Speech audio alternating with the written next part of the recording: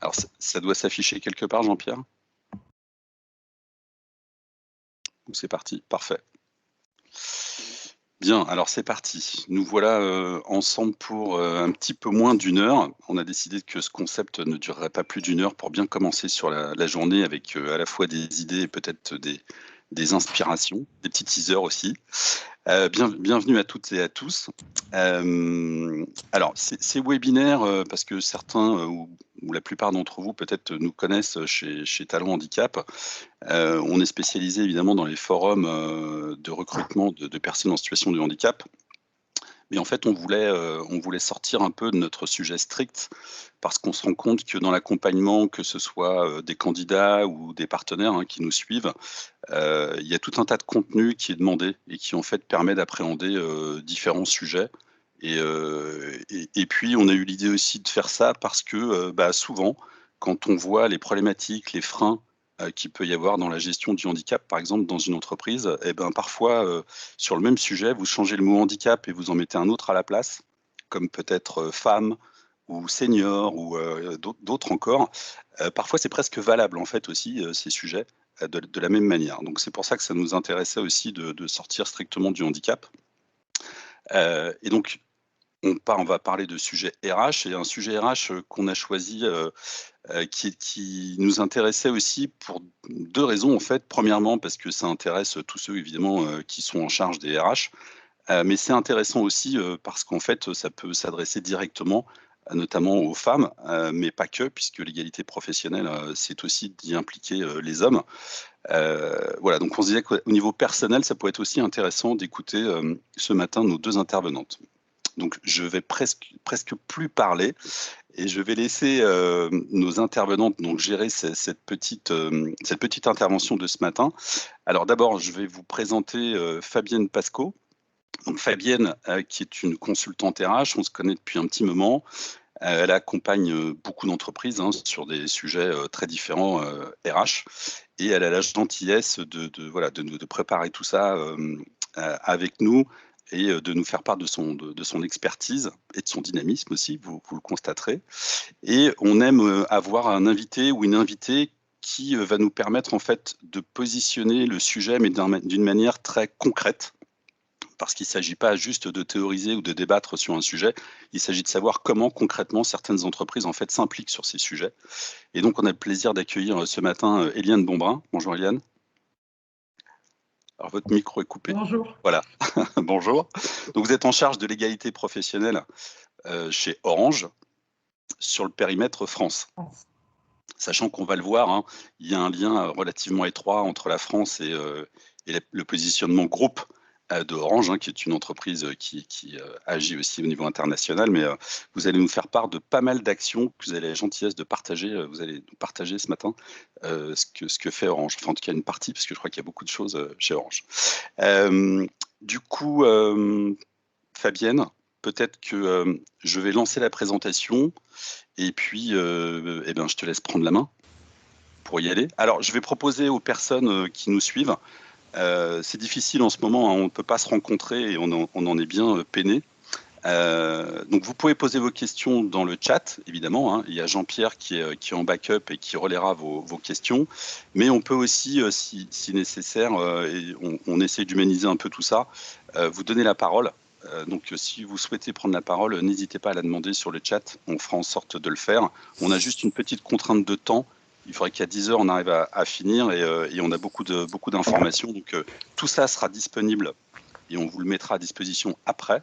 Donc, vous aurez le replay de cette intervention, mais vous aurez aussi un document synthétique sur Talent Handicap que vous pourrez aller chercher quand vous voulez dans quelques jours. Voilà. Donc, Fabienne, je te laisse la parole.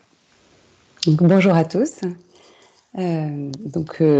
Excusez-moi, j'ai été coupée, donc je ne sais pas si vous étiez aux présentations ou si on entamait directement notre sujet sur l'empowerment.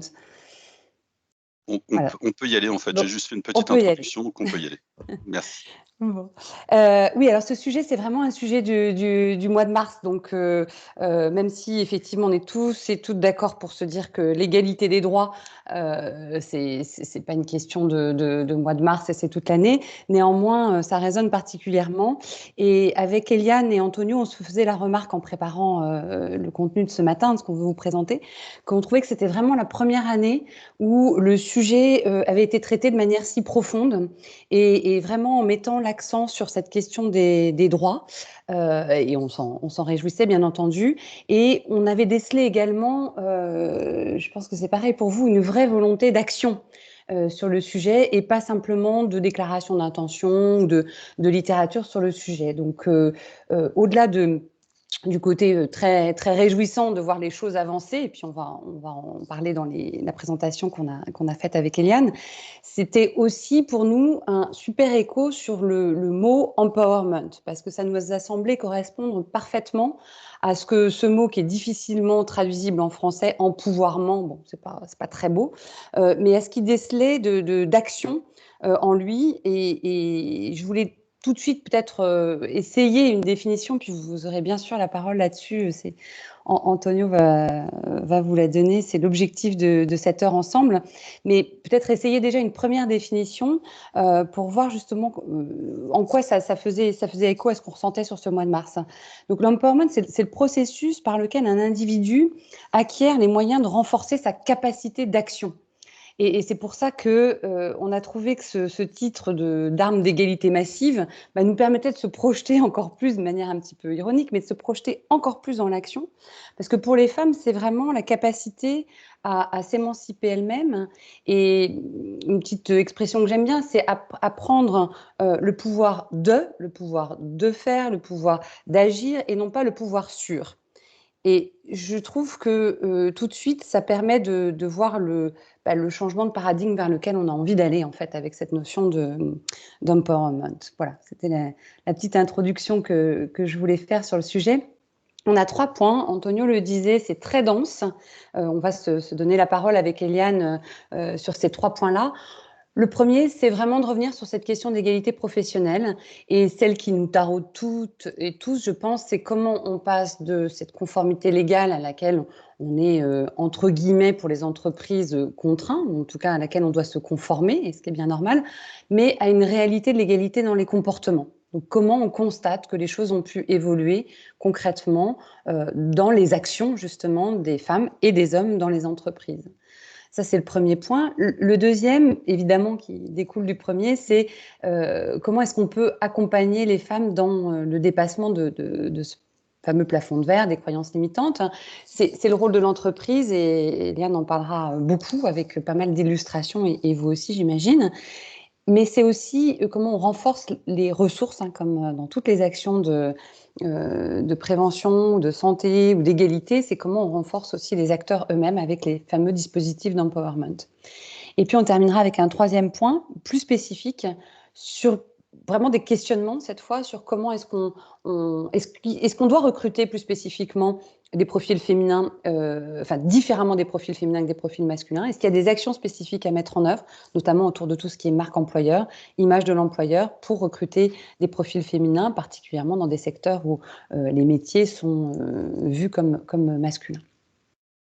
Alors, merci Fabienne pour cette intro. Je le rappelle, hein, si parmi les gens qui nous écoutent, vous avez des choses concrètes à nous faire partager ou des questions, surtout n'hésitez pas. On est là pour essayer d'échanger et peut-être de donner des idées à ceux qui nous écoutent. Donc, premier sujet, l'égalité professionnelle. Alors, Pardon. Non, dis. Voilà, je voulais vous montrer sur la page suivante le petit schéma, l'évolution constante. Alors, on connaît plus ou moins ces dates, mais je trouve intéressant justement par rapport à mon propos liminaire de voir comment on était de plus en plus, y compris par le législateur, orienté vers l'action. Donc évidemment, on a les premières lois sur l'égalité salariale, On a des premières lois. Quand on se rend compte que c'est 1983, on se dit qu'on a mis un petit peu de temps côté entreprise à enclencher les choses, hein, mais obligation du rapport de situation comparée. Puis, au début des années 2000, l'accent qui est mis sur les carrières. Un vrai pas en avant en 2014 avec la loi Belkacem sur l'égalité réelle, hein, donc qui permet, et là qui incite les entreprises à faire un constat sur les écarts et d'établir ce constat partagé avec les partenaires sociaux et le fameux rapport de situation comparée. Mais là où on trouve qu'il y a vraiment un pas en avant, c'est ce décret du 8 janvier 2019. Et parce que là, on s'inscrit vraiment dans une action.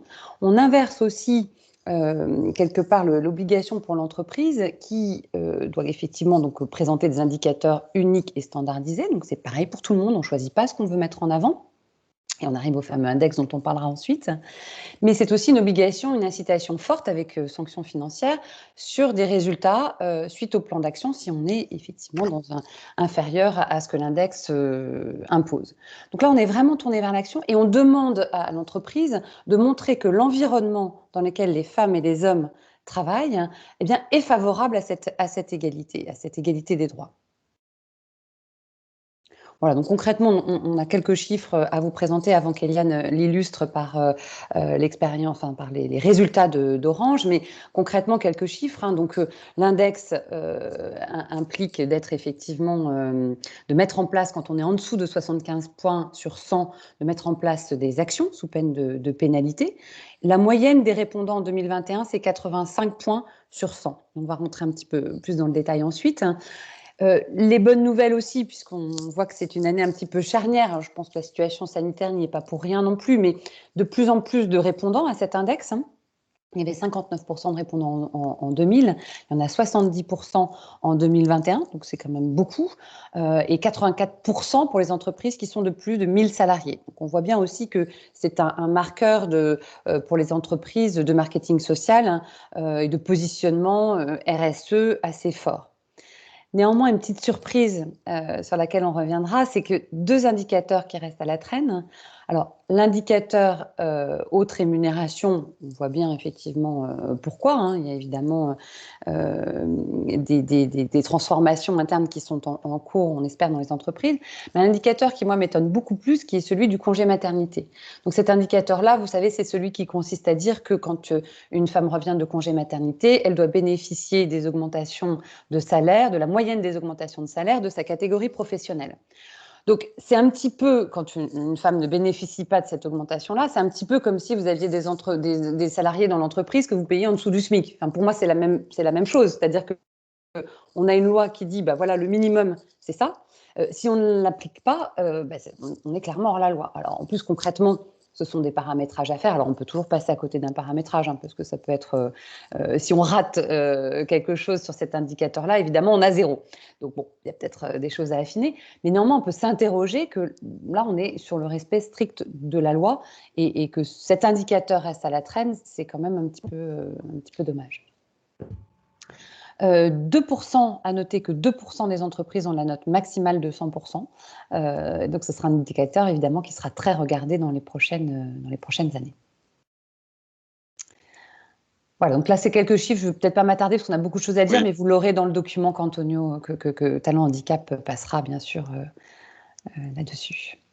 Alors là, du coup, on va donner la parole à Eliane. Alors, je disais tout à l'heure que c'était vraiment très intéressant tout ce que Orange va pouvoir partager avec nous, mais il y a aussi une spécificité sur laquelle je voulais attirer votre attention tout de suite, c'est qu'il y a pas mal de métiers techniques chez Orange. Donc, il nous semblait être aussi un bon exemple d'entreprise sur justement la place des femmes en général dans l'entreprise et l'évolution de l'égalité professionnelle, mais aussi par rapport à certains métiers dans certaines entreprises qui peuvent être considérés plus compliqués pour les ouvrir aux femmes. Donc, Eliane, s'il vous plaît. Alors, juste peut-être pour rebondir sur ce que vient de dire Fabienne sur l'index égalité salariale, juste pour dire que chez Orange, on travaille déjà depuis très longtemps sur l'égalité salariale, donc on a des écarts assez faibles, notamment à situation comparable d'emploi, puisqu'en fait, ça doit faire 12 ou 13 ans qu'on a des des budgets de correction des écarts de salaire chez Orange pour faire en sorte qu'il n'y en ait plus. Et donc, au fur et à mesure, ça nous a permis d'avoir un bon résultat. Donc, comme vous le savez, Orange, sinon, c'est une entreprise, comme le disait Antonio, traditionnellement assez technique, donc avec beaucoup de métiers où on a beaucoup d'hommes et beaucoup moins de femmes. Donc, on a globalement chez Orange, d'ailleurs que ce soit sur le monde ou sur la France, 36% de femmes, ce qui est somme toute pas si mal pour une entreprise qui est traditionnellement assez technique. Donc globalement plutôt un résultat intéressant, enfin un chiffre intéressant. Par contre, quand on regarde plus justement métier par métier, on se rend compte que sur certains métiers, on a en effet des bons taux et pratiquement la parité, par exemple sur les domaines clients ou les fonctions support. Par contre, quand on rentre plus dans le détail de nos métiers techniques, justement, comme vous le voyez à l'écran, sur innovation, système d'information, on est plutôt autour de 25. Et quand on est sur les domaines réseau, donc tout ce qui est intervention dans les réseaux notamment, on a beaucoup moins de femmes. Et on le verra tout à l'heure, on a mis en place justement des actions pour féminiser davantage ces métiers depuis aussi quelques années. Donc je ne vais pas le dévoiler maintenant, là c'était pour vous donner un petit peu un aperçu de la situation actuelle. Et juste pour vous dire, peut-être chez Orange, on est 145 000 dans le groupe, donc France et international, et en France à peu près 85 000 personnes. Alors là, Eliane, vous allez nous parler des axes justement du développement de la politique égalité professionnelle.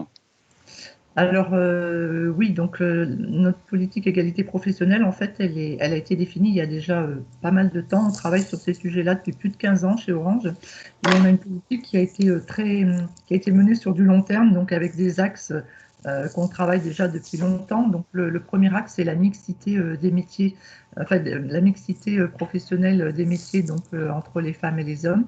Le deuxième axe, donc c'est l'accès des femmes aux postes à responsabilité. Donc, permettre aux femmes d'évoluer à tous les niveaux de responsabilité dans l'entreprise et notamment aussi sur les postes de management. Le troisième axe que j'ai évoqué tout à l'heure, c'est l'égalité salariale entre les femmes et les hommes. Le quatrième axe qu'on a travaillé peut-être un peu plus récemment, c'est l'équilibre entre la vie privée et la vie professionnelle, puisqu'en fait on se rend compte que c'est aussi sur ces sujets-là qu'il faut qu'on travaille pour embarquer tout le monde et pour faire en sorte qu'on ait une meilleure qualité de vie au travail et un meilleur équilibre donc entre ces différents domaines. Et puis on a rajouté il y a quelques temps, donc plus récemment aussi, la lutte contre les discriminations et les violences, sachant que c'est des sujets qu'on travaillait, mais là on a vraiment pris ces sujets à bras le corps dans les dernières années. Hier, il y a eu une publication de l'augmentation des violences en fait depuis le confinement et le télétravail, qui sont des chiffres quand même très très inquiétants sur ce sujet. C'est pour ça qu'on y travaillera davantage. Bon, très bien. Alors, merci Eliane. Donc, Fabienne, là, tu veux nous amener en fait à comment on est sur un modèle traditionnel qui parfois prend trop de temps, ne fonctionne pas forcément, et on va essayer de développer sur éventuellement changer de prisme pour opérer sur le sujet de l'égalité professionnelle.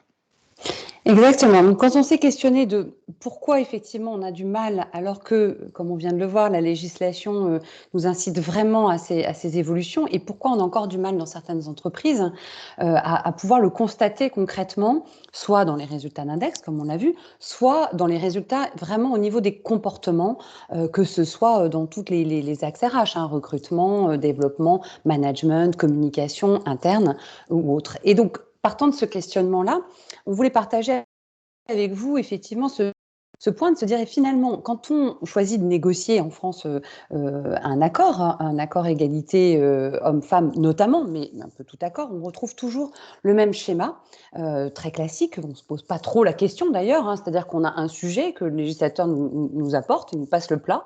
On se dit que il faut qu'on fasse un petit diagnostic de la situation. On fait se réunir en règle générale partenaires sociaux et membres de la direction ou des RH. Et puis, on se dit qu'on fait ce qu'on appelle le dialogue interne qui aboutit très probablement à un accord. Enfin, on le souhaite, pas toujours néanmoins, surtout sur l'égalité homme-femme, même si ça peut être surprenant. On organise ensuite les choses pour déployer le plan d'action issu de l'accord. Éventuellement, on peut effectivement mettre des communautés, un réseau, on a une feuille de route, on met une commission de suivi, on suit un petit peu comment tout ça marche et on espère, je caricature un petit peu, mais à peine pour certaines entreprises, on espère que tout ça va faire que la culture d'entreprise va changer. Donc, ça, c'est vraiment le modèle que l'on rencontre tous, hein, que vous connaissez tous, bien sûr, traditionnel de l'entreprise. Et le questionnement qu'on va avoir ensuite, c'est de se dire, mais finalement, est-ce que c'est comme ça qu'on a envie de prendre les sujets, surtout ces sujets d'inclusion, finalement, hein, dans lequel, Antonio le rappelait, on pourrait très bien remplacer le mot femme par le mot situation de handicap ou LGBT, ou etc. Finalement, est-ce que ce modèle traditionnel de négociation collective est performant quand on veut qu'il génère une évolution des comportements? Et moi, ça m'intéresse de prendre le prisme aussi sous cet angle-là, parce que finalement, on peut peut-être se rendre compte que si on fonctionne différemment, comme pour d'autres sujets d'inclusion, eh bien, on va se rendre compte que ce sont ces sujets qui vont peut-être, ou qui peuvent, moi je l'ai fait dans certaines entreprises, faire évoluer le schéma de négociation collective à l'intérieur des entreprises. Les Et se dire, start-upers, les ouais, start-upers parleraient de disruption. voilà, merci Antonio. Faut que ça arrive dans les relations sociales. Et concrètement, quand on prend les choses de cette façon, et je dis pas que personne ne le fait, hein, certaines entreprises effectivement plus disruptées savent le faire, mais c'est vrai que prendre peut-être le risque, hein, parce que c'est pas le modèle traditionnel évidemment, mais de pratiques un peu plus collaboratives, plus innovantes, en se disant en fait non, je vais d'abord faire les groupes de travail, je vais d'abord créer des communautés, parce que comme ça va montrer l'appétence aussi de mes collaborateurs sur ces sujets-là, ça va peut-être susciter aussi un certain nombre de d'initiatives, d'interventions. C'est aussi l'idée d'impliquer vie privée et d'imbriquer un peu plus vie privée, vie professionnelle, puisque on sait très bien, Eliane en parlait, que les gens ont des engagements à l'extérieur de l'entreprise. Et donc, solliciter un petit peu nos collaborateurs sur ces communautés, sur ces thématiques, puis ensuite utiliser les résultats de leurs travaux, puis ensuite leur proposer aussi que l'externe vienne dans l'interne, donc des conférences, des thématiques, aboutir in fine en se disant mais finalement on est d'accord là-dessus, est-ce que on ne le consignerait pas dans un accord? Ça peut être vertueux et à mon sens, c'est aussi ce qui permet de faire évoluer les comportements, puisque finalement, ils ont déjà évolué avant la conclusion de l'accord. Voilà, deux modèles qui peuvent se compléter sans pour autant ne pas répondre aux besoins et aux attentes du législateur. Alors, je ne sais pas si certains d'entre vous, peut-être, qui nous écoutez, pratiquent ce type de fonctionnement moins traditionnel. Effectivement, n'hésitez pas à intervenir. Alors, si on n'a pas de questions. Alors, pardon.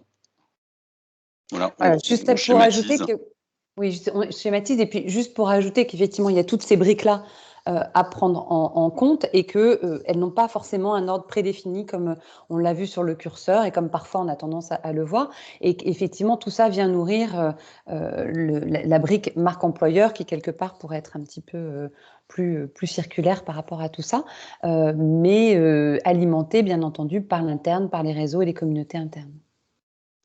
Très bien. Alors, du coup, comme on parle d'accord, il y a 2 exemples dont Eliane va nous parler maintenant, chez Orange. Oui, alors comme je l'ai dit tout à l'heure, donc on travaille sur ces sujets d'égalité professionnelle chez Orange depuis longtemps. Et on a en France des accords, d'ailleurs j'aurais peut-être dû le mettre avant, depuis 2004, on a signé des accords égalité professionnelle chez Orange sur le périmètre France, Orange SA. Par contre, on a signé aussi en 2019, voilà, donc sur l'égalité professionnelle et sur l'équilibre vie privée, vie professionnelle, donc 2 thèmes majeurs, des accords triennaux, donc avec pas mal d'engagements en lien avec la politique que je vous ai partagée tout à l'heure. Et en 2019, nous avons signé un accord mondial, en fait, un accord cadre mondial en juillet 2019, donc négocié avec Uniglobal Union, donc sur 3 thèmes majeurs, l'égalité professionnelle entre les femmes et les hommes, l'équilibre entre la vie personnelle et la vie professionnelle et la lutte contre les discriminations et les violences. Donc voilà un accord cadre qui est en cours maintenant de déploiement dans toutes nos géographies à l'international. Donc l'accord France, bien sûr, s'intègre dans le cadre de cet accord mondial. Mais voilà, c'est quelque chose qu'on a voulu faire de manière plus globale dans toutes nos géographies, dans tous les pays où nous sommes présents. Est-ce que ça prend du temps d'arriver à ce type d'accord? Oui, ça prend plusieurs mois, entre 6 mois et 1 an, je dirais. En tout cas, le dernier accord, même sur la France, ça nous a pris à peu près 9 mois de négociation. Donc, oui, ce sont des sujets qui sont importants et qui font l'objet de beaucoup de discussions avec nos organisations syndicales. D'accord. Sachant que comme on y travaille depuis longtemps, après ça devient peut-être aussi plus compliqué de trouver des nouveautés. Donc voilà, il faut enrichir à chaque fois pour voilà, se renouveler des actions nouvelles. Et donc ça peut prendre en effet un peu de temps. Alors, on vous le disait en introduction, on essaye de partager des choses, concrètes. Donc là, on parle d'accords qui sont effectivement des choses, «officielles» entre guillemets dans l'entreprise. Mais du coup, tout ça est accompagné quand même d'actions et là, vous allez nous parler de certaines actions. Oui. Alors oui, donc dans nos derniers accords sur le périmètre France et d'ailleurs sur l'accord mondial aussi, l'accord cadre, la sensibilisation pour nous est un enjeu majeur pour qu'en fait ces sujets d'égalité professionnelle ne restent pas l'affaire de quelques experts, mais que ça infuse bien dans toutes les strates de l'entreprise et auprès de tous les salariés. Donc depuis pas mal de temps, mais là je vous ai mis plutôt les dernières actions que nous avons faites dans le cadre du dernier accord, parce qu'il y avait d'autres actions dans les accords précédents. On a mis en place en fait à destination de tous les salariés plusieurs outils de e-learning. Ça, ce sont des e-learning que nous avons mis en place. Donc le premier sur lequel nous avons des enjeux forts, c'est que vous avez à l'écran, c'est notre visa égalité professionnelle. Alors ce qu'on appelle un visa chez Orange, c'est un dispositif assez court qui donne en fait des éléments un peu, je vais dire de vernis, mais c'est peut-être un peu péjoratif, mais en tout cas des éléments de compréhension du sujet. Et donc cet outil-là, c'est un outil qui est disponible donc, sur notre plateforme de formation qui s'appelle Orange Learning et en fait qui permet en 3 quarts d'heure, on va dire, c'est 3 fois 1 quart d'heure et donc ça permet aux salariés grâce à des vidéos, des vidéos soit de personnes, soit des petites vidéos animées et des quiz, donc d'être sensibilisés aux enjeux de l'égalité professionnelle, donc de manière globale, mais aussi pour Orange, aux stéréotypes qui sont quand même à la base de pas mal de choses, et puis au sexisme, puisque quand on l'a déployé, ben, on commençait à parler pas mal de sexisme et on voulait sensibiliser aussi nos salariés sur ce sujet-là. Donc ce 3e chapitre donne des éléments un petit peu plus réglementaires. Et donc, pour compléter ce dispositif qui est un peu réglementaire, on a souhaité développer un autre dispositif qu'on a mis en place début 2020, donc qui est un dispositif aussi de e-learning qui dure à peu près 35 minutes. Pareil, même type de dispositif, donc avec des animations, alors pas des vidéos de personnes, mais plutôt des animations, des mises en situation concrètes dans des environnements professionnels Orange pour permettre aux gens de savoir comment résister au sexisme. Donc le dispositif s'appelle Résister au sexisme et donc c'est 4 mises en situation qu'on a développées donc avec un prestataire et avec des situations concrètes qui pourraient se produire chez Orange, par exemple dans une boutique ou dans un environnement plus technique, etc. Donc on a déployé ce dispositif et puis on a déployé quelque chose de plus global et plus large, donc sous la forme plutôt d'un serious game Vivre ensemble la diversité, donc qui aborde l'égalité professionnelle au travers des possibles discriminations liées au genre, mais pas que sur le genre. Donc c'est aussi sur le fait religieux, la discrimination par exemple par rapport à la religion, par rapport à l'engagement syndical par exemple. Voilà, donc il y a un différent, ou au handicap même. Donc voilà, il y a différents types de discrimination qui sont abordés au travers là aussi d'actions concrètes, de mise en situation concrète. Donc ça, c'est les 3 dispositifs sur lesquels on a vraiment des enjeux de communication forte et de faire en sorte que beaucoup de salariés puissent réaliser ces dispositifs. Donc par exemple, notre visa égalité professionnelle là, qu'on a déployé, on a plus de 17 000 personnes déjà qui l'ont passé, et donc on profite de chaque événement ou de chaque communication sur l'égalité professionnelle pour remettre en visibilité ce visa égalité professionnelle. Merci pour ce partage de pratiques. On va enchaîner avec peut-être le cœur de notre intervention de ce matin. Fabienne. Oui, alors effectivement, le mot de plafond de verre, on l'a beaucoup entendu, il est parfois un peu galvaudé. Croyances limitantes, on va rejoindre un peu les questions de coaching. Ce qu'on veut dans cette partie-là, c'est vraiment de se dire que puisqu'on est sur le sujet des femmes là cette fois, mais pour que les femmes puissent, c'est pas féministe mon propos, mais ce sont les mots, mais récupérer son pouvoir, c'est-à-dire, on est sur notre sujet d'empowerment, hein, récupérer son pouvoir encore une fois, de faire, d'agir, d'être, c'est être conscient aussi de son environnement. C'est être conscient de ce que l'on est, de ce que l'on veut, de ce que l'on veut aussi par rapport aux autres. Et donc, dans cette partie-là, on veut présenter les choses un petit peu avec ces 2 équilibres-là.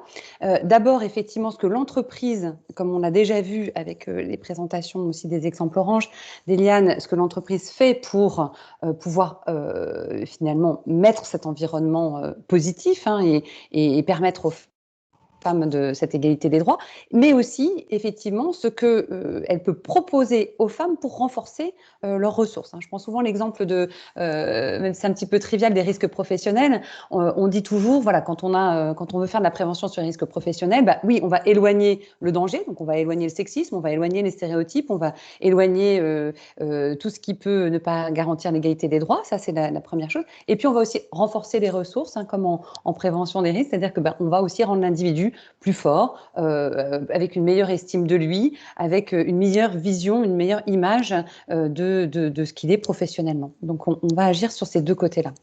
Et j'avais noté effectivement cette phrase d'une femme, entre guillemets, de pouvoir, mais qui disait justement, comme elles disent très souvent toutes, attention, l'arbre ne doit pas cacher la forêt.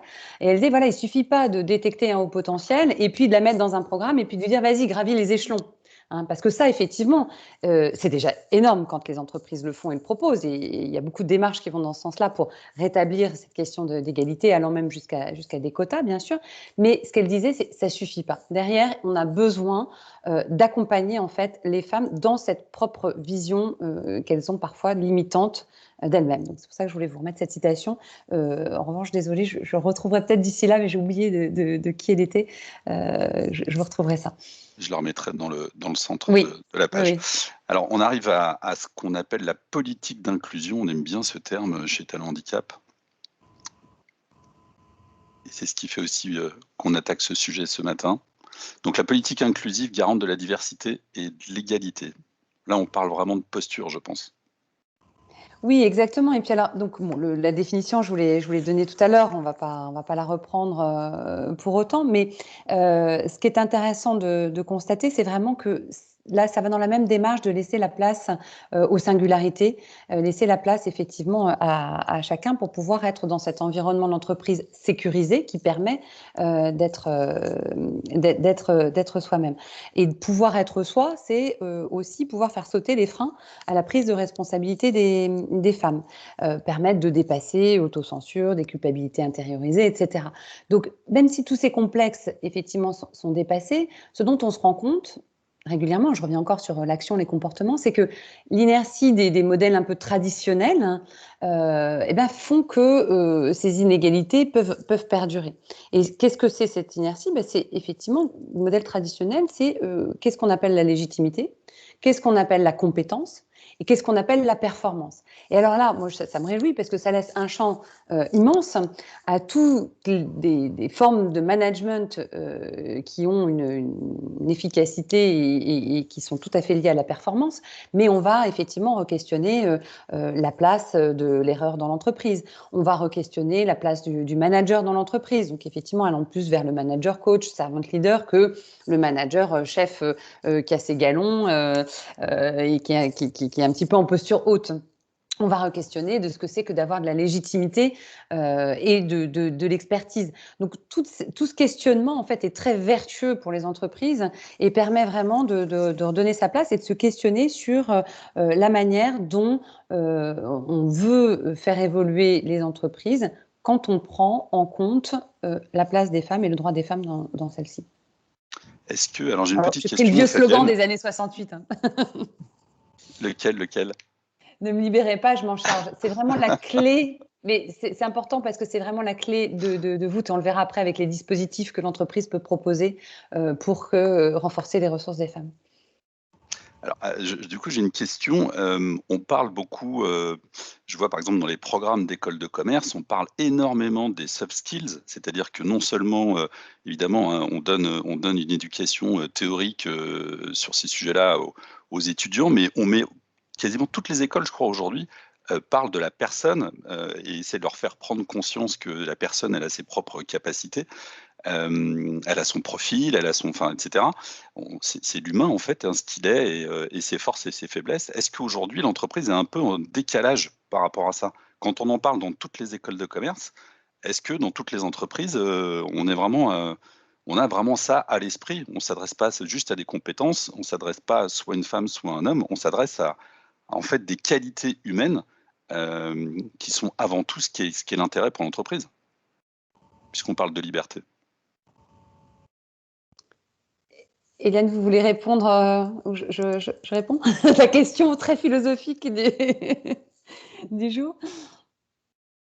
C'est peut-être plus général que uniquement chez Orange, mais oui, les soft skills, c'est super important et on a à cœur chez Orange aussi de les mettre en avant aussi dans nos descriptions de postes. Par exemple, quand on met nos postes en ligne pour le recrutement, on essaie de faire en sorte que ça s'adresse vraiment aux hommes, aux femmes, enfin toutes les diversités d'ailleurs, mais voilà, on essaie de travailler ça. Donc on a une charte de rédaction des offres qui va en ce sens.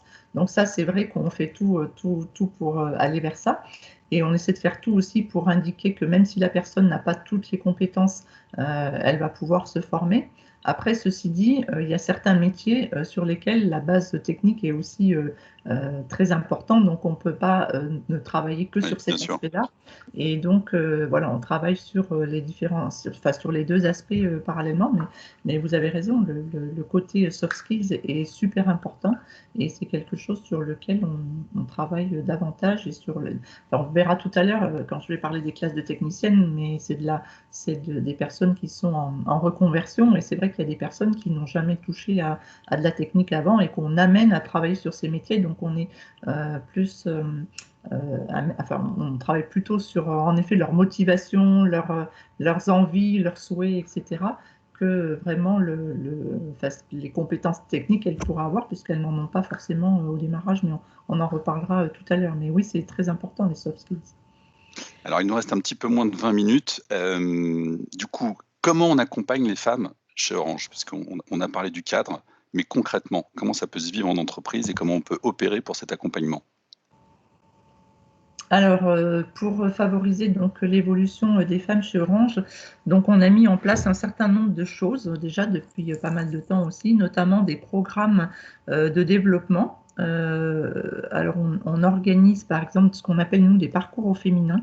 Donc, des parcours au féminin, ce sont en fait des personnes souvent qui sont détectées, hein, ce n'est pas les personnes elles-mêmes qui s'inscrivent, c'est des personnes qui sont détectées par la filière RH, les managers, et qu'on va accompagner pendant quelques mois au travers d'un programme de développement en fait, qui souvent est à la fois qui propose à la fois des sessions en collectif, mais aussi du mentoring individuel par exemple, donc sur différents aspects l'objectif étant de donner confiance aux femmes, de faire en sorte qu'elles aient envie d'oser en fait, hein, de prendre un peu les rênes par rapport à leurs envies, leurs souhaits et leur parcours. Donc ça, ce sont des choses qu'on organise donc au niveau de chaque territoire, j'allais dire de chaque direction.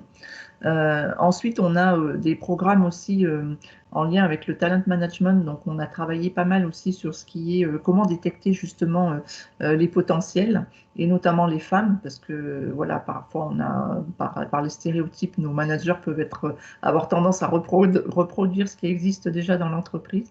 Donc, on a travaillé aussi pas mal là-dessus. Et puis, on travaille aussi sur comment dire, un guide en fait de détection des potentiels qui fait en sorte que justement on dépasse un peu ces stéréotypes et ces schémas traditionnels, donc pour faire en sorte qu'on ait davantage de femmes dans les différentes strates de l'entreprise. Et ce que je voulais ajouter aussi, c'est qu'on travaille pas mal aussi sur on a en gros, ce qu'on appelle chez Orange un réseau de leaders, donc c'est à peu près les 1200 cadres un peu dirigeants, en fait, qui ont des postes assez élevés dans l'entreprise en termes de direction d'entité, par exemple. Et on a travaillé pas mal sur comment avoir davantage de femmes dans ces talent pools, ce qu'on appelle des talent pools chez nous. Et donc, on a travaillé beaucoup sur les représentations, sur justement la détection des potentiels, et on s'était aussi un petit peu engagé, alors c'est pas des quotas mais en tout cas des objectifs aussi pour avoir davantage de femmes sur ces niveaux de poste. Voilà, j'avance parce que je vois que l'heure tourne. Sinon, Oui, donc tout à fait. on a travaillé aussi pas mal pour le développement des femmes, mais de tous, parce que de plus en plus, on travaille aussi plus main dans la main pour engager tout le monde et les hommes aussi. Donc, depuis longtemps, on avait des réseaux alors des réseaux de femmes au départ, qu'on a appelés des réseaux égalité professionnelle, donc pour embarquer davantage les hommes. Et donc, on a créé un réseau un peu ombrelle chez Orange qui s'appelle le réseau Winity. Et qui permet en fait d'offrir, alors il y a beaucoup de femmes dans ce réseau Winity, mais qui permet d'offrir un certain nombre de dispositifs, de conférences là aussi pour sensibiliser. Alors l'idée c'est d'embarquer aussi tout le monde, hein, pas que des femmes. Hein. Et voilà, c'est de proposer en fait des animations sur différents thèmes, et ça peut être aussi sur l'empowerment par exemple, sur oser au féminin, ça peut être différentes choses.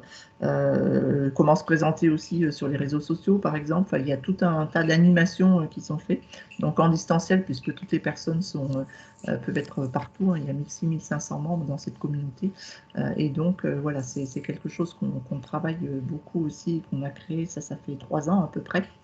Voilà. Et puis, sur la slide précédente, il devait y avoir un autre point qui était donc...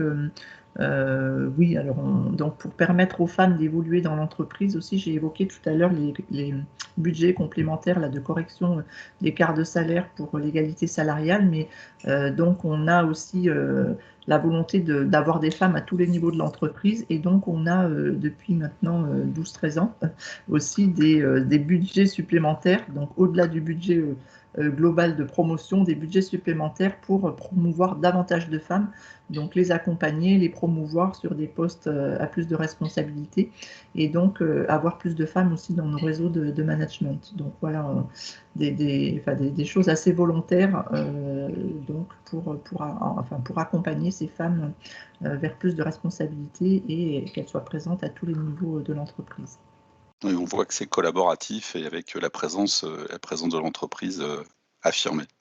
On va passer là à un sujet qui est certainement le sujet du moment, puisque on voit hein, la frontière d'équilibre entre la vie professionnelle et la vie personnelle qui a pas mal bougé et qui continue à bouger, notamment du fait du télétravail et des conditions en fait que la Covid nous a imposées. Alors même si c'était déjà un sujet, je pense qu'il a un peu pété à la figure de pas mal d'entreprises. Et on tenait à faire un petit chapitre sur ce sujet-là, puisqu'on peut considérer aussi que les femmes sont peut-être un peu plus impactées pour plusieurs raisons. Donc Fabienne, s'il te plaît. Oui, donc voilà, c'est les nouveaux équilibres dont on parlait. Donc, les entreprises se sont quand même, et Eliane l'illustrera aussi, comment dire, emparées de sujets qui étaient sphère perso jusqu'à présent. On a tous vécu nos réunions d'équipe, et on les vit encore pour certains d'entre nous en visio, et on a tous vu que le comment ça va aujourd'hui avait plus du tout la même tonalité que celui un an auparavant, donc maintenant un an et demi auparavant dans les couloirs, où on se dit oh, bah, moi, une fois qu'on a poussé la porte du bureau, ça ne me regarde plus. Donc ça, c'est plus du tout possible. Et si on veut même ouvrir le sujet, c'est que ce sont aussi des actions que met en place l'entreprise qui bénéficient aux hommes, comme Eliane le disait tout à l'heure. Donc, c'est vraiment la prise en compte de toutes les singularités et des difficultés éventuelles, quel que soit le genre et quelle que soit la situation de famille. Donc, effectivement, limiter les risques, ça a été un gros travail qu'a fait durant toute l'année 2020 qu'ont fait les entreprises, sur les guides de télétravail, les guides du management à distance, les guides des réunions à distance, mais toutes ces sensibilisations qui ont été faites, toutes les formations aussi pour prendre en compte cet équilibre vie pro, vie perso. Et toutes les entreprises qui n'étaient pas au télétravail jusqu'à mars 2020 ont dû re-questionner, et c'est peut-être celles qui ont le plus bougé d'ailleurs finalement, ont re-questionné leurs pratiques managériales, et puis les dispositifs innovants dont je vais laisser Eliane parler. Ah non, c'est moi qui vais continuer. Je crois qu'il y avait des dispositifs. Bon, je continue, je garde la main. On peut passer, si tu veux, aux exemples de chez Orange. Si vous voulez. Comme vous voulez. Bon, oui, voilà. Alors peut-être déjà pour rebondir sur ce que vient de dire Fabienne, c'est vrai que chez Orange aussi, on a été touché par la crise sanitaire l'année dernière. Alors on a été on a eu 60 000 personnes, je crois, en même temps en télétravail complètement pendant le confinement, les confinements, pardon. Juste peut-être pour dire à ce niveau-là que chez Orange, il y a déjà longtemps qu'on a des accords télétravail, enfin un accord télétravail, et du coup, déjà pas mal de gens qui étaient habitués à être en télétravail précédemment. Et donc, bon, le télétravail à temps plein, c'est pas tout à fait la même chose non plus. C'est pas la même chose non plus pour les managers. Donc, il y a eu beaucoup d'accompagnement aussi qui a été fait par rapport à ça. Mais du coup, quand même, on a peut-être par rapport à d'autres entreprises qui étaient moins habituées à ça, on a basculé assez facilement, nous, dans le télétravail. Techniquement, c'était facile pour nous d'être en télétravail du jour au lendemain. Donc voilà ce que je voulais dire là-dessus. Sinon, sur les autres aspects donc, de l'équilibre vie professionnelle, comme je l'ai indiqué tout à l'heure, c'est vrai que depuis quelque temps, pour embarquer aussi davantage de l'ensemble des salariés, on a réfléchi à des actions justement qu'on a d'ailleurs embarquées dans nos accords, notamment dans le dernier. Donc là, c'est des choses qu'on a mis en place depuis la signature du dernier accord, donc en 2018, il a été signé, sur l'équilibre vie privée, vie professionnelle. On a j'ai trois exemples concrets à vous partager. Donc, tout d'abord, on a mis en place, en fait, on s'est dit qu'on avait beaucoup de salariés aussi qui pouvaient être en situation de proche aidant. Et donc, on a voulu mettre en place des choses par rapport à ce volet-là. Et donc, on a mis principalement deux choses en place. Donc, une plateforme qui s'appelle Mes proches et moi, qui est en fait une plateforme qu'on a déployée avec l'aide d'un prestataire, qui est une plateforme sur Internet qui permet de donner un certain nombre d'informations à nos salariés qui sont en situation de proche aidant. Donc, ils vont retrouver là-dedans pas mal de ressources d'informations, de se définir aussi est-ce que je suis proche aidant, parce que souvent les gens ne se rendent pas compte qu'ils sont proches aidants et ils n'ont pas trop la notion de ce que cela signifie réellement. C'est vrai que c'est assez récent, cette reconnaissance entre guillemets du collaborateur qui est un proche aidant. Et donc on leur donne aussi des outils un petit peu dans des cas pratiques aussi. Par exemple, j'ai un parent qui a Alzheimer, je m'en sors plus, qu'est-ce que je dois faire? Enfin, voilà, donc il y a un certain nombre de ressources un peu théoriques, si je puis dire, sur cette plateforme. Mais ensuite, il y a aussi la mise à disposition donc, de ces personnes d'une hotline, donc avec des experts, des conseillers experts qui vont aider ces personnes donc à traiter une situation particulière pour lesquelles ils ont des difficultés. Et donc c'est quelque chose qu'on a mis en place qui fonctionne bien. Il y a beaucoup de visites sur le site, il y a des salariés qui sont accompagnés là-dessus. Et donc l'idée c'est de les rendre aussi plus sereins par rapport à justement aussi concilier cette situation de proche aidant et leur vie professionnelle aussi. Et donc voilà, ça c'est le premier dispositif qu'on a mis, que je voulais partager avec vous. Le deuxième dispositif, alors qui est le don de jours de congé, alors qui est un dispositif que nous on avait déjà mis en place avant la loi qui a été renforcée donc en 2018. Et donc là aussi on l'a renforcé beaucoup puisqu'on a donc c'était avant la nouvelle loi, donc on avait ouvert à tous les proches dont un salarié peut s'occuper, et surtout on a fait beaucoup plus sur la partie lorsqu'on a un enfant par exemple qui est malade ou qui est handicapé, etc. Donc on a renforcé aussi les aides pour les salariés, donc notamment le nombre de jours à disposition. Et puis l'autre sujet que je voulais partager avec vous, alors c'est moins sur le proche aidant, c'est plutôt sur la parentalité. Voilà, pour accompagner aussi tous nos salariés parents ou en devenir. Et donc, on a travaillé un guide de la parentalité. Alors, on en avait un précédemment, mais qui abordait principalement la grossesse et la naissance. Voilà, en gros, ça s'arrêtait là.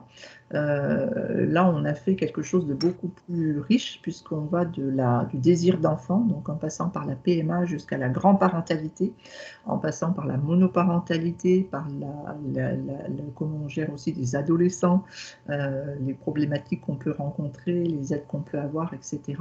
Et donc, on a un guide de la parentalité qui est vraiment très riche maintenant, et donc qui est à disposition donc, de l'ensemble des salariés aussi sur notre portail RH, où les salariés trouvent toutes les informations dont ils ont besoin, et donc où ils retrouvent ces différents dispositifs. Donc, c'était 3 dispositifs que je voulais vous mettre en lumière. Il y aurait d'autres choses à partager, mais voilà, on ne peut pas suffisamment. C'est déjà assez riche, absolument. Ouais, merci Eliane. Alors Fabienne, on poursuit, il nous reste quelques minutes. Oui.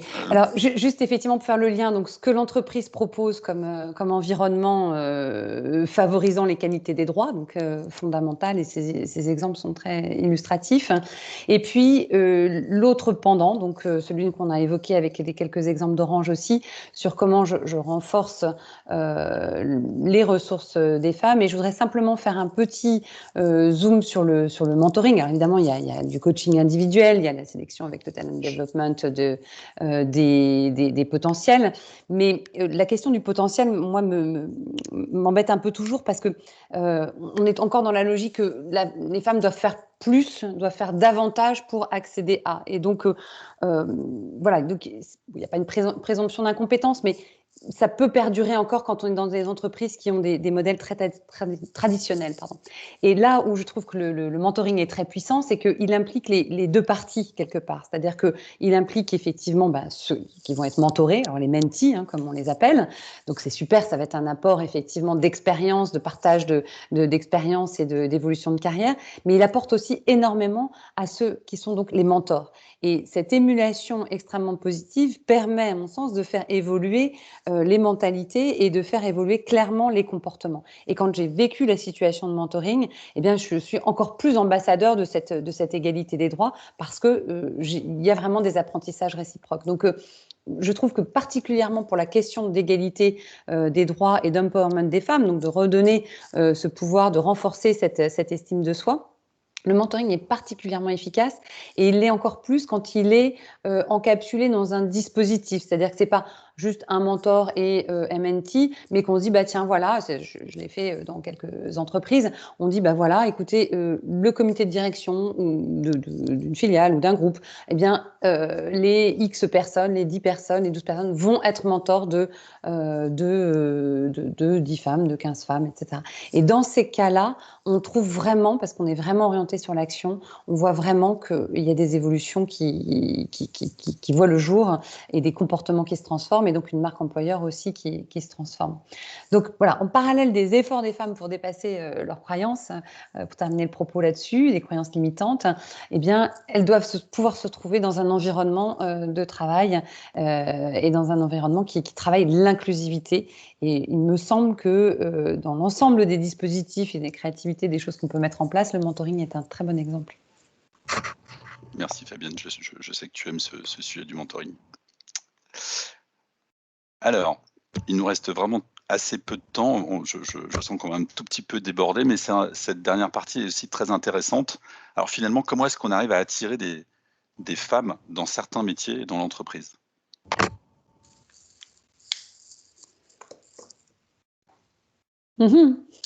Fabienne.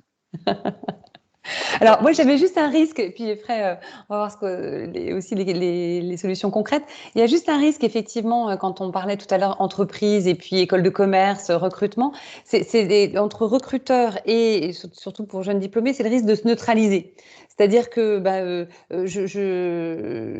j'exprime en tant qu'employeur ce que j'attends, j'essaye de rentrer dans les cases de l'employeur en tant qu'étudiant, et finalement, je reproduis le modèle parce que je me moule dans certaines attentes réciproques. Donc, ce risque de neutralité, moi, je le vois encore beaucoup, même pour les entreprises qui travaillent leur marque employeur.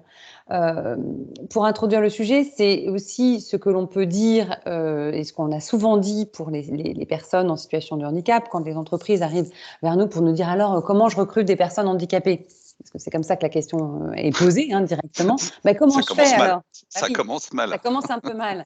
Et là, quand on leur dit, je sais pas, vous êtes handi accueillant, qu'est-ce que vous faites? Qu'est-ce que vous avez à dire à ces personnes qui effectivement peuvent être en situation de handicap?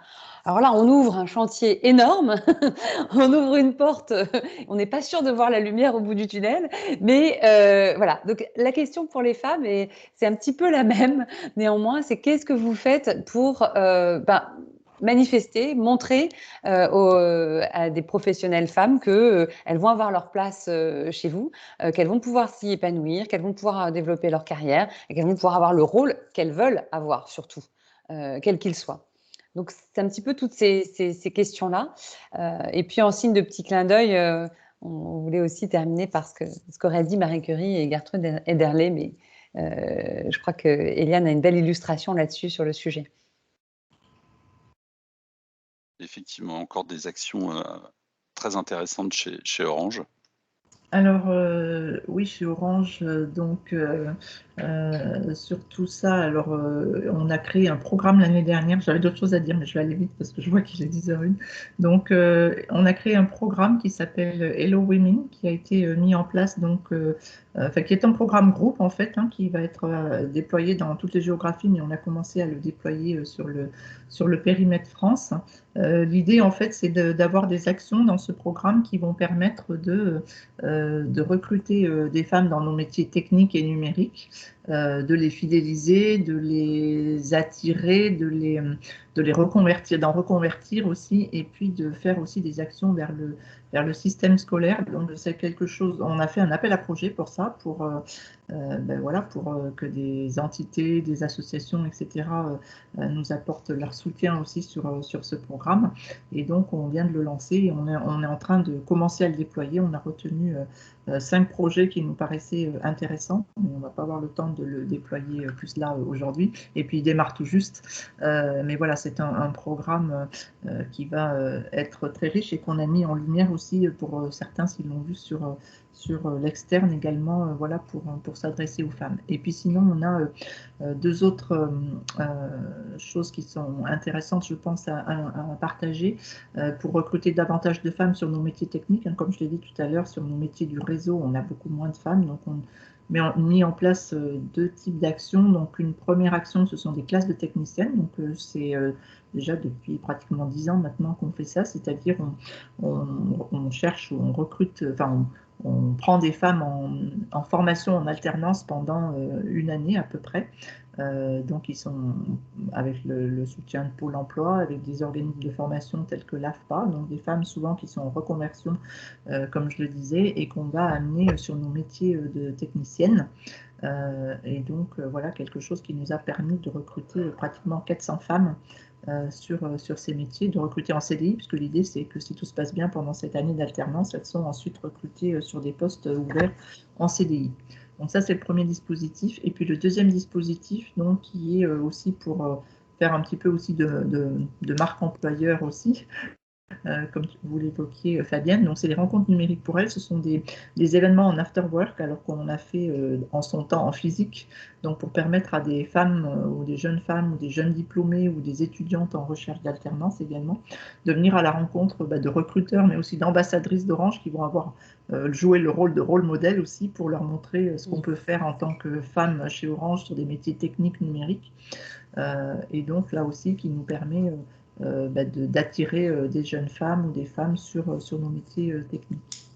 On mettra le lien de la vidéo que vous avez faite, qui est un reportage très très parlant sur justement ces after-work et toute l'information que vous mettez à disposition de ce qui est possible pour les femmes chez Orange en termes de métier et d'évolution. Et là, on va en refaire d'autres cette année, mais du coup en Zoom ou voilà, en distanciel, puisqu'on ne pourra pas, on ne pense pas pouvoir réunir beaucoup de monde en même temps. Donc voilà, on va faire ça en distanciel au mois d'avril. Alors, en préparant, absolument, il faut s'adapter. En préparant, vous me disiez aussi, vous me parliez du dernier point qui est le rôle modèle sur justement cette égalité professionnelle. Vous me parliez de ce sujet assez important. Oui, alors rôle modèle, on utilise beaucoup, donc là j'en ai donné un exemple donc, dans les rencontres numériques pour elles, mais on a aussi des femmes, notamment des femmes ingénieures ou des femmes techniciennes qui jouent un rôle important aussi, et du coup on a fait des vidéos par exemple qu'on a mis sur notre site de recrutement, des vidéos de femmes donc, voilà, qui présentent un peu leur métier pour donner envie aux jeunes femmes ou aux femmes de se positionner sur nos métiers. Mais on va aussi un peu plus loin parce qu'on a à cœur d'avoir aussi un rôle au niveau de la société et de faire en sorte qu'on ait davantage de jeunes filles qui s'inscrivent dans les filières scientifiques et techniques, puisqu'en fait, on voit que quand on cherche des femmes techniciennes, on en a peu finalement sorti des filières.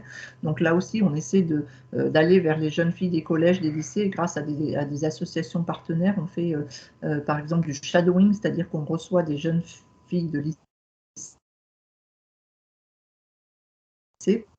par exemple, qui vont venir passer une journée d'ingénieur. Le métier d'ingénieur, souvent, elles ne savent pas trop bien d'ailleurs ce que c'est, et puis elles ont dans la tête que c'est plutôt des métiers pour les garçons.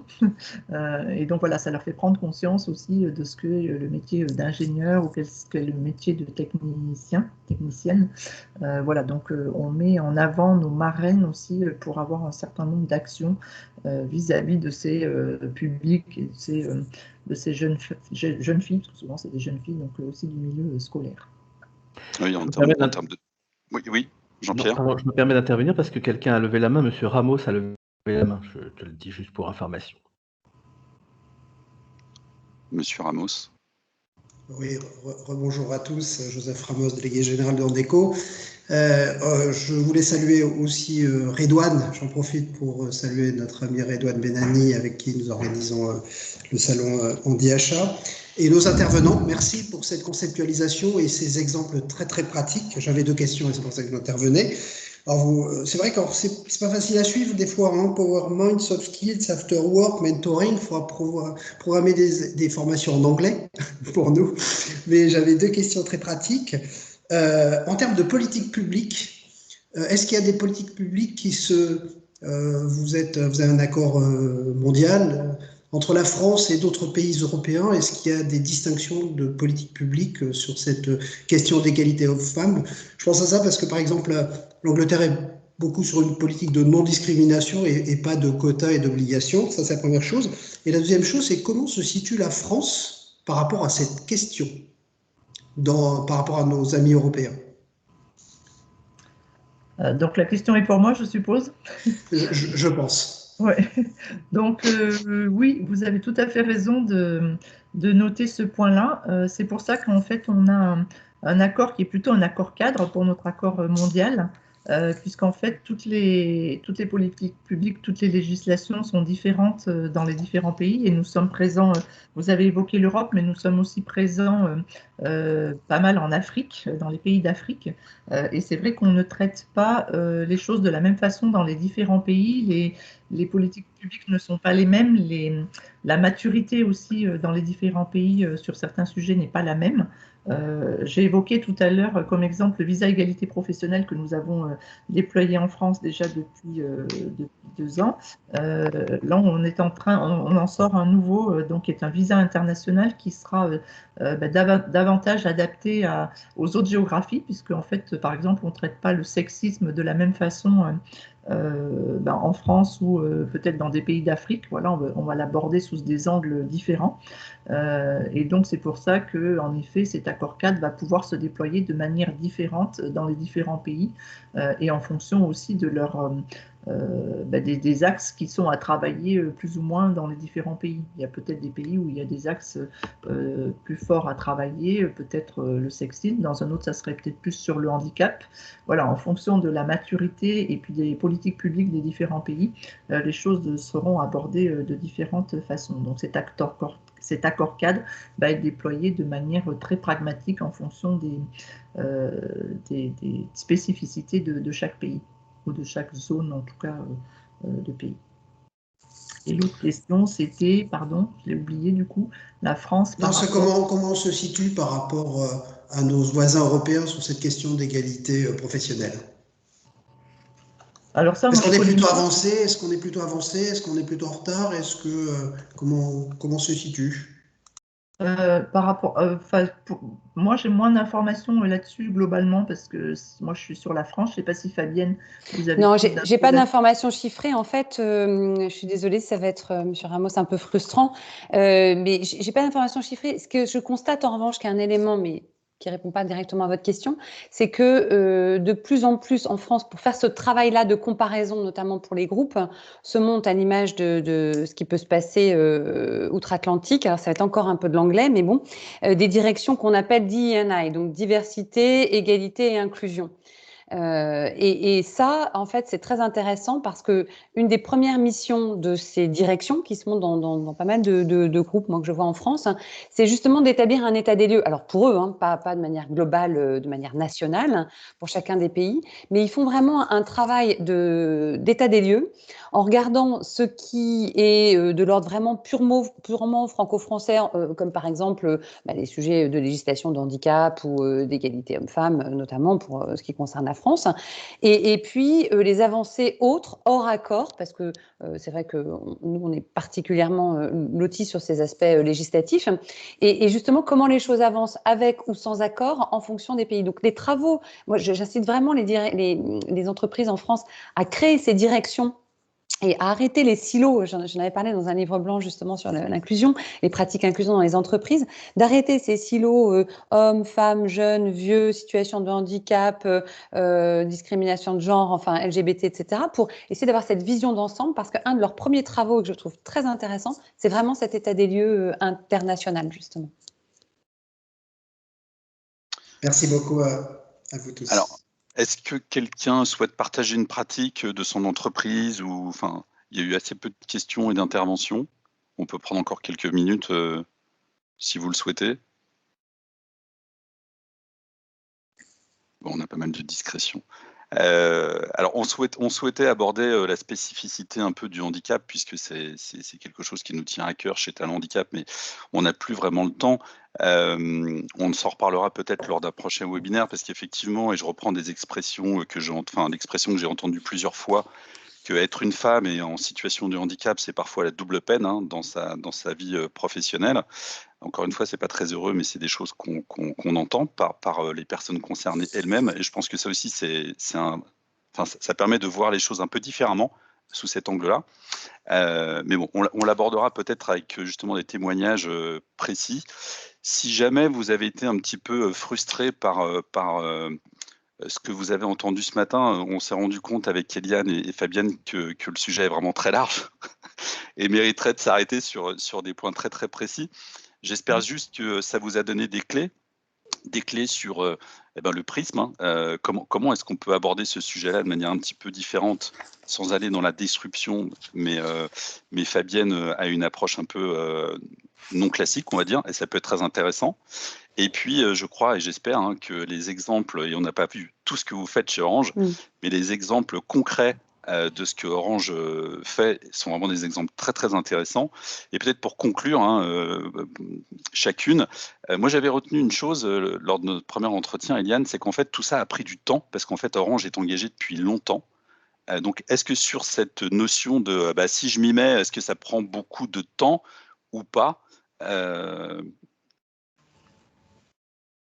Ça peut en effet prendre du temps, mais peut-être parce que aussi on a commencé tôt.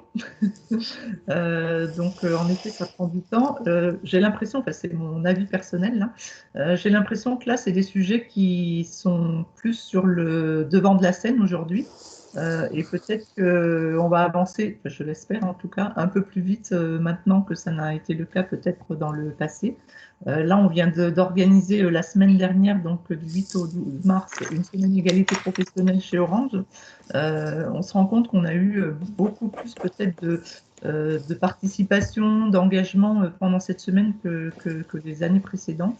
Donc on sent que c'est un sujet qui commence à peut-être intéresser davantage plus largement, dont on parle beaucoup plus aussi dans les médias, dans un certain nombre de supports aussi. Donc, bon, je pense que, j'espère qu'on va pouvoir avancer plus rapidement maintenant. Oui, on en parlait quand on préparait, effectivement, on a l'impression que cette année, on a vraiment parlé de la journée des droits de la femme, et non plus de la journée que certains croyaient être la journée de la femme, où il fallait offrir une fleur, en plus de la journée de la fête des mères, avec une confusion totale.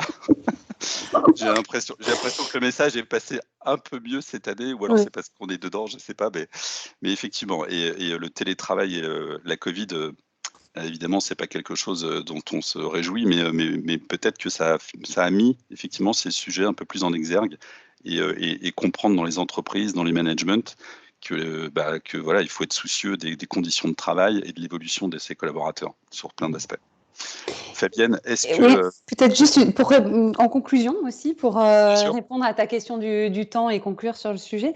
Moi, je trouve que le temps s'accélère. C'est peut-être le temps qui passe, mais non, blague à part, c'est que pour répondre à ta question du temps que ça peut mettre à mettre en place une entreprise, je crois qu'aussi il faut maintenant faire confiance aux collaborateurs et à leurs initiatives, sans effectivement forcément rentrer dans un cadre structuré, parce qu'il se passe plein de choses. Les gens ont beaucoup d'idées, d'envies, et ça, c'est pour reboucler avec nos propos introductifs, ça se permet vraiment de passer à l'action avant de se demander comment on va agir. Et je trouve que c'est vraiment là aussi, en redonnant sa confiance aux collaborateurs, que ça marche bien. Enfin, j'ai beaucoup d'exemples aussi sur le sujet où, en fait, finalement, on est passé directement à l'action, et heureusement, c'était bien. Bon, merci infiniment à toutes les deux. Moi, je retiens effectivement que c'est un sujet qui nous concerne tous. Et d'ailleurs, on se faisait la remarque avec Jean-Pierre que sur les 33 inscrits, il n'y avait que 3 hommes pour la conférence de ce matin. Donc, on va communiquer sur le sujet et essayer de sensibiliser nous-mêmes les hommes, parce qu'on a autant à y gagner que les femmes, je pense, sur ces sujets. Que le mode collaboratif dans l'entreprise est intéressant, c'est-à-dire que la théorie, le corporate, c'est bien, mais qu'en fait, c'est un sujet dont doit aussi, il doit être pris en main par chacun des collaborateurs s'ils sont volontaires sur le sujet, et ça permet d'enrichir le débat. On voit bien qu'aujourd'hui, les politiques le font aussi. Les consultations, c'est très à la mode, mais je pense aussi que c'est à la mode parce qu'il y a un problème de déficience démocratique. Finalement, on envoie des messages du haut vers le bas, et peut-être qu'il faut demander l'avis aux gens avant, hein, de décider. On est quand même chacun tous concernés, que ce soit dans l'entreprise ou dans notre vie sociale. Et puis de se dire que tout le monde est gagnant, y compris l'entreprise, en termes de performance et en termes d'image, et donc du coup d'attractivité. On parlait de marque employeur. Donc voilà, merci, ça nous semblait important d'être sur le sujet. Évidemment, on n'a pas tout réglé et on n'a pas tout abordé, donc désolé s'il y a des frustrations. On mettra tout ça en ligne très vite. On va aussi faire une petite fiche de synthèse de manière à vous à vous transmettre tous ces éléments si vous voulez les relire tranquillement. Et puis, on récupère aussi toutes vos questions, si vous avez des questions peut-être pour Eliane. Et puis pour Fabienne, on pourra y répondre ultérieurement avec grand plaisir. Et j'espère que l'audience nous racontera leur pratique. Ils nous raconteront leur pratique la prochaine fois. C'est frustrant de ne pas se voir en physique et donc de ne pas être un peu plus en interaction. Mais voilà, j'espère que c'était quand même tout ça intéressant et à peu près humain. C'est ce qui nous tient à cœur. Redouane, tu voulais le mot de la fin? Mot de la fin, merci à tous. En fait, merci. C'était vraiment passionnant. Je pense que si on traite ou on prend en compte les singularités et on est conscient de la richesse de la diversité, on a tout dit. Et voilà, donc chacun apporte beaucoup, qu'on soit un homme, une femme, en situation de handicap, senior, jeune. Je pense que cette diversité est une vraie richesse et voilà, c'est ça qui est important. Merci beaucoup. Merci beaucoup. Merci à vous et à très bientôt. Merci à tous. À bientôt. Bonne journée. Bonne journée. Merci Redouane. Au revoir. Merci Antonio. Au revoir Eliane. Merci Fabienne. Merci.